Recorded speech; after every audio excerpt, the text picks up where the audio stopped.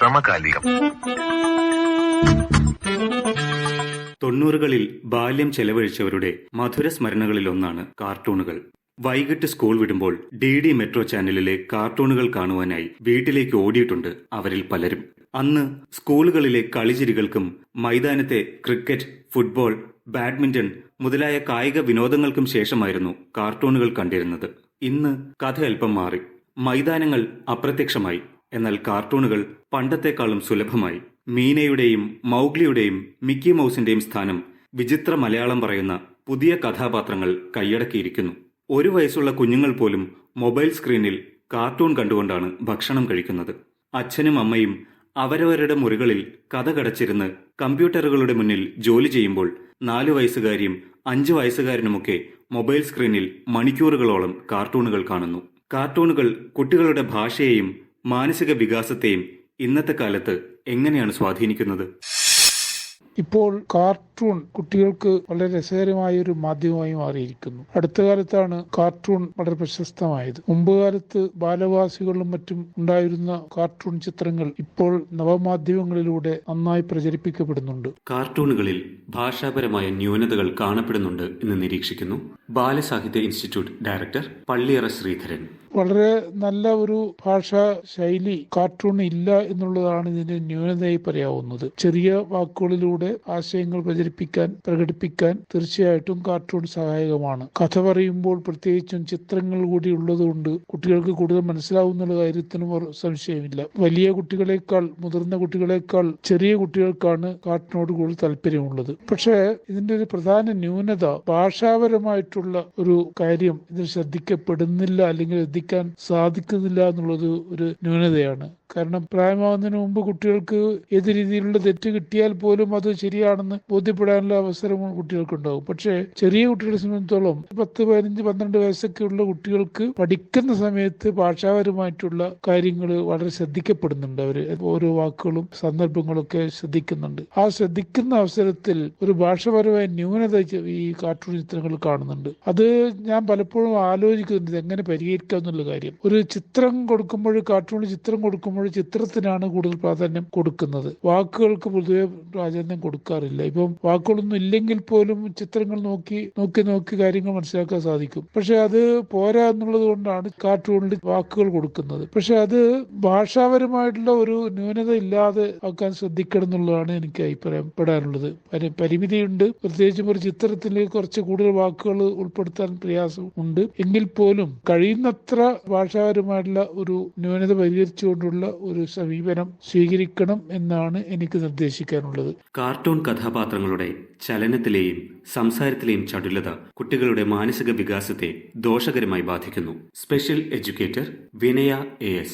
ഒത്തിരി രക്ഷിതാക്കൾ കുട്ടികളെക്കുറിച്ച് പരാതിപ്പെടാറുണ്ട്. കുട്ടി പഠിക്കുന്നില്ല, ഒന്നിലും ശ്രദ്ധ കിട്ടുന്നില്ല. ഒരു അധ്യാപിക എന്ന നിലയ്ക്ക് ഒത്തിരി അനുഭവങ്ങൾ ഉണ്ടായിട്ടുണ്ട്. ഒരു കുട്ടി മിക്കപ്പോഴും ആബ്സെന്റ് ആണ്. അങ്ങനെ കുറച്ച് ടീച്ചേഴ്സ് വീട്ടിൽ ചെന്ന് കഴിഞ്ഞപ്പോൾ കണ്ട അവസ്ഥ എന്ന് പറയുന്നത് കുട്ടി മുറിയിൽ അടച്ചിട്ടിരിക്കുകയാണ്. ജനൽ പോലും തുറന്നിട്ടില്ല. ഒരു ഇരുട്ടുമുറി. താഴെ ബെഡിലല്ല, താഴെ ഫ്ലോറിൽ കിടക്കുന്നു. പേര് വിളിച്ച് എഴുന്നേപ്പിച്ച് കഴിഞ്ഞപ്പോൾ ഷിവറിംഗ് ആണ്. 3 ദിവസമായി ഫുഡ് കഴിച്ചിട്ട്. പുറത്ത് ഞങ്ങൾ പിടിച്ചുകൊണ്ട് ഒരു കസേരയിലിരുത്തി വെള്ളമൊക്കെ കൊടുത്ത്. അപ്പം അമ്മ പറയുന്നത് 2 ദിവസം മുമ്പ് ഫോൺ കുട്ടിയുടെ കയ്യിൽ നിന്ന് വാങ്ങിച്ചതിന്റെ പേരിൽ അമ്മയെ ഉപദ്രവിക്കുകയും വളരെയധികം കസേര കൊണ്ടൊക്കെ അടിക്കുകയൊക്കെ ചെയ്യുന്ന, അമ്മയ്ക്ക് സ്റ്റിച്ച് ഇട്ടിട്ടുണ്ട് കയ്യിൽ. അപ്പൊ അങ്ങനെയുള്ള ഒരു വയലന്റ് ബിഹേവിയറിലേക്ക് കുട്ടി പോയി. അതുപോലെ തന്നെ ഡിപ്രഷൻ മോഡിലേക്ക് കുട്ടി പോയിട്ടുണ്ട്. ഇത് ശരിക്കും മൊബൈൽ അഡിക്ഷൻ തന്നെയാണ്. ഒരു ചൊല്ലുണ്ട്, ഒരു നല്ല വീടിന് പകരം വെക്കാൻ ലോകത്ത് ഒരു സ്കൂളുമില്ല. നന്മയുള്ള മാതാപിതാക്കൾ തുല്യം വയ്ക്കാൻ ലോകത്ത് ഒരു അധ്യാപകനുമില്ല. കുട്ടികളിൽ മൊബൈൽ അഡിക്ഷൻ ഉണ്ടാകുവാനുള്ള പ്രധാന കാരണം രക്ഷിതാക്കൾ തന്നെയല്ലേ? പണ്ടൊക്കെ കുട്ടികൾക്ക് 3, 4 വയസ്സുള്ള കുട്ടികൾക്ക് ഭക്ഷണം കൊടുത്തിരുന്നത് വീട്ടിലെ അമ്മൂമ്മമാർ അല്ലെങ്കിൽ അമ്മമാർ പുറത്തു കൊണ്ടുപോയി പുറത്തുള്ള പക്ഷിമൃഗാദികളെയൊക്കെ കാണിച്ച് അല്ലെങ്കിൽ ഒത്തിരി കഥകൾ കേൾപ്പിച്ചിട്ടാണ്. പക്ഷെ ഇന്ന് ഈ ഒരു ഏജിൽ തന്നെ കുട്ടികളുടെ കയ്യിൽ ഈ മൊബൈൽ ഫോണാണ് കൊടുക്കുന്നത്. കാർട്ടൂൺ കാണിച്ചിട്ടാണ് ഭക്ഷണം കൊടുക്കുന്നത്. കാർട്ടൂൺ കഥാപാത്രങ്ങള് അതിലുള്ള ക്യാരക്ടേഴ്സ് വളരെ സ്പീഡിയാണ്. നമ്മുടെ ഈ ഒരു ഏജിലുള്ള കുട്ടികളുടെ ബ്രെയിൻ ഡെവലപ്മെന്റ് ആകുന്നേ ഉള്ളൂ. ആ സമയത്ത് ഇത്രയും സ്പീഡി ആയിട്ടുള്ള ക്യാരക്ടേഴ്സ് അല്ലെങ്കിൽ ആ മൂവ്മെന്റ്സ് കുട്ടികളുടെ ബ്രെയിനെ വളരെയധികം എഫക്ട് ചെയ്യുന്നു. ഇങ്ങനെ ആ ഒരു ഏജിൽ തന്നെ ഇങ്ങനെ ഈ കാർട്ടൂൺ കൂടുതലായിട്ട് കാണിക്കുന്ന അല്ലെങ്കിൽ കാണുന്ന കുട്ടികളിൽ അവർ വളർന്നു വരുമ്പോൾ അല്ലെങ്കിൽ സ്കൂൾ ലെവൽ ആയി കഴിയുമ്പോൾ ആ കുട്ടികളിൽ കോൺസെൻട്രേഷൻ, അറ്റൻഷൻ ഇതെല്ലാം വളരെ കുറയുന്നതായിട്ട്, അവർക്ക് അത് കോൺസെൻട്രേറ്റ് ചെയ്യാൻ പറ്റുന്നില്ല അല്ലെങ്കിൽ അറ്റൻഷൻ കിട്ടുന്നില്ല കുട്ടിക്ക് സ്കൂളുകളിൽ. അപ്പോൾ അത് കുട്ടികളെ വളരെയധികം ബാധിക്കുന്നുണ്ട്. ഇപ്പോൾ ആധുനിക വൈദ്യശാസ്ത്ര റിപ്പോർട്ട് പറയുന്നതും ഇത്തരം കുട്ടികളിൽ ADHD, അതായത് attention deficit hyper activity disorder, അതുപോലെ തന്നെ പഠന വൈകല്യം, സ്പെസിഫിക് ലേണിംഗ് ഡിസബിലിറ്റി എന്നീ അവസ്ഥകൾ വളരെ കൂടുതലായിട്ട് കാണുന്നുണ്ട് എന്നുള്ളത് തന്നെയാണ്. അത് പഠന റിപ്പോർട്ട് തന്നെയല്ല, ആസ് എ ടീച്ചർ അത് എനിക്ക് ഒരു അനുഭവം തന്നെയാണ്. ഇപ്പം പുതിയ തലമുറയിൽ ഒത്തിരി കുട്ടികളിൽ ഈ പഠന വൈകല്യവും അതുപോലെ തന്നെ attention deficit hyper activity disorder ഈ അവസ്ഥകൾ കാണുന്നതായിട്ട് ശ്രദ്ധയിൽപ്പെട്ടിട്ടുണ്ട്. കാർട്ടൂണുകളിൽ നിന്ന് പലപ്പോഴും കുട്ടികൾ ഉൾക്കൊള്ളുന്നത് നല്ല പാഠങ്ങളല്ല. Psychiatrist doctor SD Singh. കുട്ടികളുടെ തലച്ചോറിൻ്റെ വളർച്ചയിൽ ആദ്യത്തെ ഒരു 4-5 വയസ്സ് വരെയുള്ള കാലഘട്ടം വളരെ പ്രധാനപ്പെട്ടതാണ്. ആ കാലത്ത് കുട്ടികൾ മാതാപിതാക്കളുടെയും അടുത്ത ബന്ധുമിത്രാദികളുടെയും മുഖവും സംസാര ശബ്ദവും മറ്റ് പരിസരങ്ങളും ഒക്കെയാണ് കുട്ടികൾ കാണേണ്ടതും കേൾക്കേണ്ടതും. അതവരുടെ തലച്ചോറിൻ്റെ വളർച്ചയെ സഹായിക്കുന്നതാണ്. ഇങ്ങനെയുള്ളൊരു തലച്ചോറിൻ്റെ വളർച്ചയിലൂടെ അവരുടെ കുടുംബ ബന്ധങ്ങളെയും മനുഷ്യ ബന്ധങ്ങളുടെയും അടിത്തറ തന്നെ അവിടെ രൂപപ്പെടുകയാണ്. അതായത് ജീവിത രീതി തന്നെ അവിടെ രൂപപ്പെടുകയാണ്.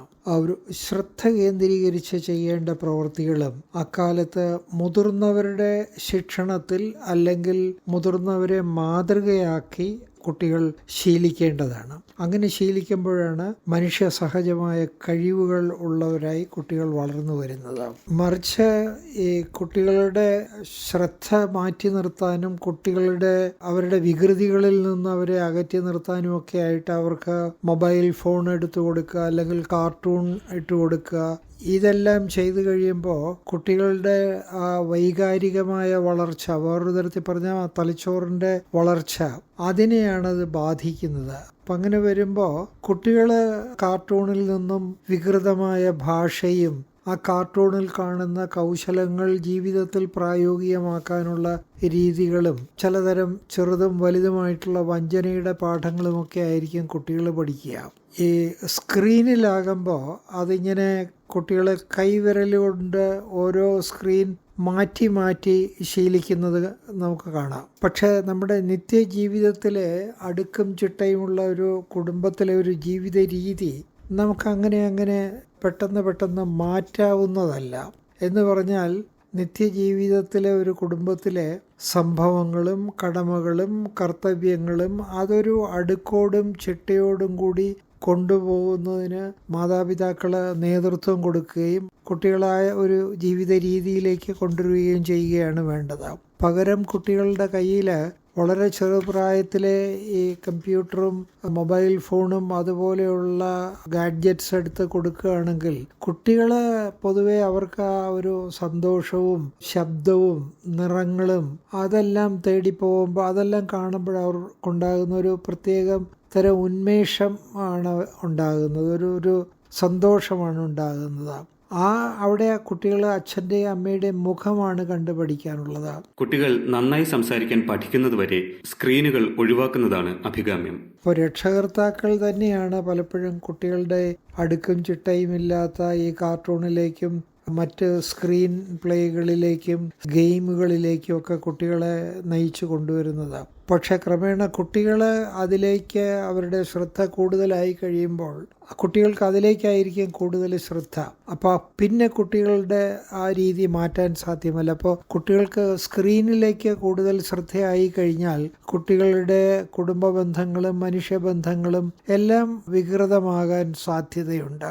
പക്ഷേ കുട്ടികളെ നമുക്ക് ഈ ഡിജിറ്റൽ ഉപകരണങ്ങളിൽ നിന്ന് മാറ്റി നിർത്താനും സാധിക്കില്ല. കുട്ടികളുടെ ശ്രദ്ധ കേന്ദ്രീകരിക്കുന്ന രീതിയിൽ അവരെ കൊണ്ടുവരണമെങ്കിൽ ഈ ഡിജിറ്റലിൽ തന്നെ ഈ വേർഡ് ബിൽഡിങ് പോലെയുള്ള സ്റ്റോറി റൈറ്റിങ്, വേർഡ് ബിൽഡിങ് അങ്ങനെയൊക്കെയുള്ള പദ്ധതികളുണ്ട്. അതിലേക്കൊക്കെ കുട്ടികളെ കൊണ്ടുവരാം. പക്ഷെ അതിന് ആ സ്ക്രീൻ കുട്ടികൾ ഉപയോഗിക്കുമ്പോൾ അവരോടൊപ്പം മാതാപിതാക്കളും അധ്യാപകരും രക്ഷകർത്താക്കളും എല്ലാം ഉണ്ടെങ്കിൽ അത് നമ്മുടെ നിത്യജീവിതത്തിൻ്റെ ഒരു ഭാഗമായിട്ട് തന്നെ കുട്ടികളും കണ്ടു തുടങ്ങും. അതല്ലാതെ കുട്ടികളുടെ വഴിതിരിച്ചു വിടാനുള്ള ഒരു ഉപാധിയായിട്ട്, കുട്ടികളുടെ ശ്രദ്ധ മാറ്റി തൽക്കാലം നിർത്തുന്നതിനുള്ള ഒരു ഉപാധിയായിട്ട് ഈ ഗാഡ്ജറ്റ്സ് ഉപയോഗിക്കുകയാണെങ്കിൽ ക്രമേണ കുട്ടികൾ മറ്റുള്ളവരുടെ മുഖത്തു നിന്നും വൈകാരികമായിട്ടുള്ള ഭാഷയും വൈകാരികമായിട്ടുള്ള ബന്ധങ്ങളിൽ നിന്നുമൊക്കെ കുട്ടികൾ അകന്നു പോകും. എന്താണെങ്കിലും കുട്ടികൾ നന്നായി സംസാരിക്കാൻ പഠിക്കുന്നതുവരെ സ്ക്രീൻ ഒഴിവാക്കുക. ബ്രെയിൻ ഗെയിം അല്ലെങ്കിൽ ആ സ്റ്റോറി റൈറ്റിംഗ്, അങ്ങനെയുള്ള സ്റ്റോറി ഡെവലപ്മെൻറ്റ്സ് അങ്ങനെയുള്ളതിലേക്ക് കുട്ടികളെ കൊണ്ടുവരികയാണെങ്കിൽ നല്ലത്. അതല്ലെങ്കിൽ കുട്ടികളുടെ കയ്യിൽ ഗാഡ്ജറ്റ്സ് കൊടുക്കുകയാണെങ്കിൽ അവർ സന്തോഷദായകമായിട്ടുള്ള ഒരു രീതിയിലേക്ക് പോകുമ്പോൾ അവരിലൊരു ഹൈപ്പർ എറൗസൽ സ്റ്റേറ്റ് പോലെ ഉണ്ടായി വരും. എപ്പോഴും പിന്നെ അത് കാണണം എന്നുള്ള ഒരു ആഗ്രഹവും അതിൽ നിന്ന് പുറകോട്ട് മാറാനുള്ള വിമുഖതയും ഒക്കെ ഉണ്ടായി വരും. ഇതെല്ലാം ജനങ്ങൾ പൊതുവെ മനസ്സിലാക്കിയിരിക്കേണ്ടതാണ്, പ്രത്യേകിച്ചും ആധുനിക പേരന്റിങ്ങിന്റെ കാലഘട്ടത്തിൽ. ഇന്ന് കുട്ടികൾ തങ്ങളുടെ കാഴ്ചയും കേൾവിയും എങ്ങനെ പ്രയോഗിക്കണം എന്നുവരെ നിർണ്ണയിക്കുന്നത് സ്ക്രീനുകളാണ്. Professor doctor Rosamma Philip. ഒരു കൊച്ചു കുഞ്ഞ് വളർന്ന് വലുതായി വിദ്യാഭ്യാസ രംഗത്തേക്കൊക്കെ വരുമ്പോൾ, അല്ലെ പഠന രംഗത്തേക്കൊക്കെ വരുമ്പോൾ ഉള്ള നമ്മൾ അടിസ്ഥാനപരമായിട്ട് പറയുന്ന ഒരു കാര്യമുണ്ട്. പഠനത്തിനും അല്ലെ കാര്യങ്ങൾ അറിവൊക്കെ സമ്പാദിക്കുന്നതിനും ഒക്കെ സഹായിക്കുന്ന അടിസ്ഥാനപരമായ 2 കഴിവുകൾ എന്ന് പറഞ്ഞാൽ, ഒന്ന് നന്നായിട്ട് കാണുക, 2 നന്നായിട്ട് കേൾക്കുക. ഇത് രണ്ടും വളരെ കൃത്യതയോടെ നടന്നു കഴിയുമ്പോഴാണ് നന്നായിട്ട് സംസാരിക്കാൻ അല്ലെ ആശയവിനിമയത്തിനുള്ള ഒരു കഴിവ് ഒരു വ്യക്തിക്ക് ഉണ്ടാകുന്നത്. അപ്പോൾ ഈ കാണുക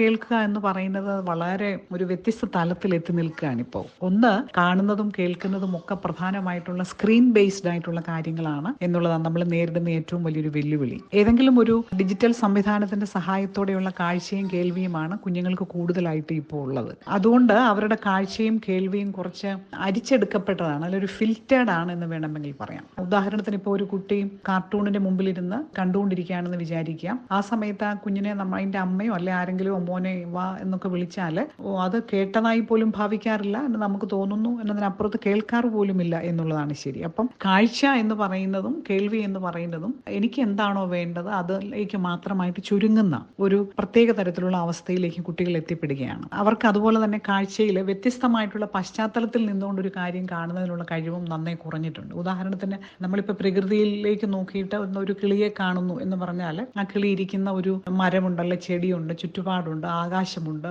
മണ്ണുണ്ട്, വെള്ളമുണ്ട്, വെയിലുണ്ട്, വായുവുണ്ട്. ഇതെല്ലാം കൂടി ചേർന്നാണ് ഒരു കിളിയെ കാണുന്നതിനായിട്ട് ഒരു കുട്ടിക്ക് പറ്റുന്നത്. പക്ഷെ ഇപ്പം അങ്ങനെയല്ല. ഒരു കിളിയെ കാണുക എന്ന് പറഞ്ഞാൽ അതൊരു ചെറിയൊരു സ്ക്രീനിലാണ് കാണുന്നത്. അപ്പം കിളിയെ മാത്രമായിട്ട് കണ്ടാൽ മതി. മറ്റു കാര്യങ്ങൾ കാണുന്നതിനോടുള്ള അതിനുള്ള സംവേദനക്ഷമത എന്ന് പറഞ്ഞാൽ കുറയുകയാണ്. അതുപോലെ തന്നെ കേൾക്കുന്നതിനാണെങ്കിലും മറ്റ് ശബ്ദങ്ങളോടൊപ്പം വേണ്ടപ്പെട്ട ശബ്ദം കേൾക്കുന്ന രീതിയിൽ ഉള്ള പരിശീലിച്ച് വന്നിട്ടുള്ളവരാണ് നമ്മളൊക്കെ. എങ്കിലും പുതിയ കുഞ്ഞുങ്ങൾക്ക് അങ്ങനെയല്ല. അവർ ഹെഡ്സെറ്റ് ഉപയോഗിച്ച് അവർക്ക് വേണ്ടത് മാത്രം കേട്ട് വളരുന്നവരാണ്. അതുകൊണ്ട് കാഴ്ച കേൾവി എന്ന് പറയുന്നതിന് സാധ്യമായിട്ടുള്ള ഒരുപാട് കഴിവുകൾ ചുരുങ്ങിപ്പോവുകയും നമുക്ക് വേണ്ടത് മാത്രമായിട്ട് കേട്ടാൽ മതിയും തലത്തിലേക്ക് ആ കഴിവിനെ അങ്ങ് നമ്മൾ പരിമിതപ്പെടുത്തുകയാണ്. അപ്പൊ ആ 2 സിദ്ധികളിലും വലിയ അന്തരം പുതിയ തലമുറയ്ക്ക് വന്നിട്ടുണ്ടെന്ന് വേണമെങ്കിൽ പറയാം. കാർട്ടൂണുകൾ പലപ്പോഴും ഹിംസ സ്വാഭാവികമാണെന്ന ധാരണ കുട്ടികളിൽ സൃഷ്ടിക്കുന്നുണ്ട്.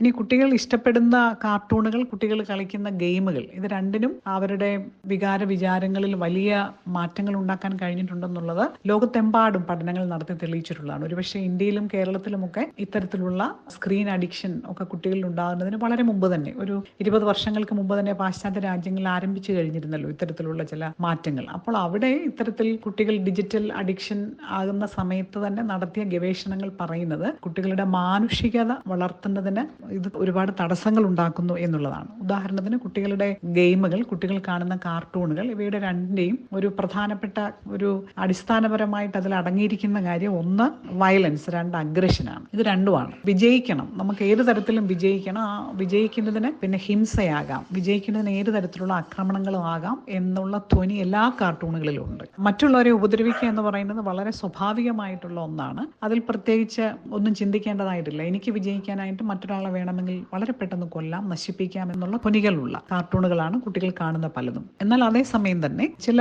കാർട്ടൂണുകൾ വളരെ പോസിറ്റീവായിട്ടുള്ള സന്ദേശങ്ങളും കുട്ടികളിൽ എത്തിക്കുന്നുണ്ട്. അതിനപ്പുറത്തേക്ക് ബൗദ്ധികപരമായ വികാസത്തിലും സഹായകരമായിട്ടുള്ള കാർട്ടൂണുകളുണ്ട്. ഫിനിയാസ് ആൻഡ് ഫെർബ് എന്നൊക്കെ പറയുന്ന കാർട്ടൂണുകൾ കുട്ടികളുടെ കൗതുകങ്ങൾ വർദ്ധിപ്പിക്കാനും അവരെ ഓരോരുത്തരെയും വ്യത്യസ്ത തരത്തിലുള്ള കണ്ടുപിടുത്തങ്ങളിലേക്കും വ്യത്യസ്ത തരത്തിലുള്ള ചിന്തകളിലേക്കും അവരെ എത്തിച്ച് അവരുടെ കഴിവുകൾ ഉപയോഗപ്പെടുത്താൻ പറ്റുമെന്നൊക്കെ തരത്തിലേക്കുള്ള സന്ദേശങ്ങൾ നൽകാൻ സഹായകരമായിട്ടുള്ളതാണ്. സിംസൺ എന്ന കാർട്ടൂണുകൾ ഏത് പ്രായത്തിലുള്ളവർക്ക് പോലും കണ്ട് ആസ്വദിക്കുന്ന തരത്തിൽ ആനുകാലിക പ്രസക്തമായിട്ടുള്ള സാമൂഹിക വിഷയങ്ങൾ വരെ ഉൾപ്പെടുത്തിയ തരത്തിൽ നമ്മുടെ മുമ്പിൽ എത്തുന്നതാണ്. മിസ്റ്റർ ബീൻ കാർട്ടൂണുകളെ കുറിച്ച് നമുക്കറിയാം. വളരെ പരിഹാസപരമായിട്ടുള്ള സാഹചര്യങ്ങളൊക്കെ സൃഷ്ടിച്ച് സ്വയം കളിയാക്കപ്പെട്ടാലും അല്ലെ സ്വയം മോശപ്പെട്ടാലും മറ്റുള്ളവർക്ക് സന്തോഷകരമായ രീതിയിൽ നമുക്ക് മുമ്പോട്ട് പോകാൻ പറ്റുന്ന, അല്ലെ ഒരു സ്വയം പരാജയത്തിലൂടെ പോലും നമുക്ക് മുമ്പോട്ട് പോകാൻ പറ്റും, അതൊരു വലിയ പരാജയമല്ല എന്നൊക്കെ തരത്തിൽ നൽകുന്ന മെസ്സേജുകൾ നമുക്കുണ്ട്. അപ്പോൾ അക്രമത്തിന്റെയും ഹിംസയുടെയും ഒക്കെ ഈ ഡിജിറ്റൽ കോണ്ടന്റിനെ കുറച്ചുകൂടെ മാനുഷിക വൈകാരിക ഭാവങ്ങളിലേക്ക് എത്തിക്കപ്പെട്ടാൽ നമുക്ക് അത് സന്തോഷകരമായ അനുഭവമാക്കി മാറ്റിയെടുക്കാൻ പറ്റും. 90കളിൽ കാർട്ടൂണുകളിൽ നിന്ന് പുതിയ ഇംഗ്ലീഷ് വാക്കുകൾ സ്വായത്തമാക്കിയിരുന്ന കുട്ടികളുണ്ടായിരുന്നു. അന്നും കാർട്ടൂണുകളിൽ അക്രമ സ്വഭാവം കാട്ടിയിരുന്ന കഥാപാത്രങ്ങളും ഉണ്ടായിരുന്നു. എന്നാൽ ആശയവിനിമയം കൂടുതലുള്ള ഗൃഹാന്തരീക്ഷവും ശക്തമായ സുഹൃത്ത് വലയങ്ങളും കായിക വിനോദങ്ങളും കാർട്ടൂണുകളുടെ സ്വാധീനത്തെ മിതപ്പെടുത്തിയിരുന്നു. കാർട്ടൂണുകൾക്ക് അടിമകളായിരുന്ന കുട്ടികൾ കുറവായിരുന്നു അന്ന്. ഇവയുടെ എല്ലാം അഭാവത്തിൽ ഇന്ന് കാർട്ടൂണുകൾ കുട്ടികളിൽ കൂടുതൽ ശക്തമായ സ്വാധീനം ചെലുത്താൻ സാധ്യതയുണ്ട്. തീരെ ചെറിയ കുഞ്ഞുങ്ങളെ കാർട്ടൂണുകൾ എന്നല്ല മൊബൈൽ TV സ്ക്രീനുകളിൽ ഒന്നും കാണിക്കാതിരിക്കുന്നതാണ് ഉചിതം. അല്പം കൂടി മുതിർന്ന കുട്ടികളെ മാതാപിതാക്കളുടെ മേൽനോട്ടത്തിൽ കാർട്ടൂണുകൾ കാണിക്കാവുന്നതാണ്. കുട്ടികൾക്ക് വിനോദവും വിജ്ഞാനവും പകരുവാൻ കാർട്ടൂണുകൾക്കാവും. ചില നിയന്ത്രണങ്ങൾ വേണമെന്ന് മാത്രം. നിർവഹണം അഖിൽ സുകുമാരൻ. സഹായം റെനീഷ് ജോർജ്. സമകാലികം.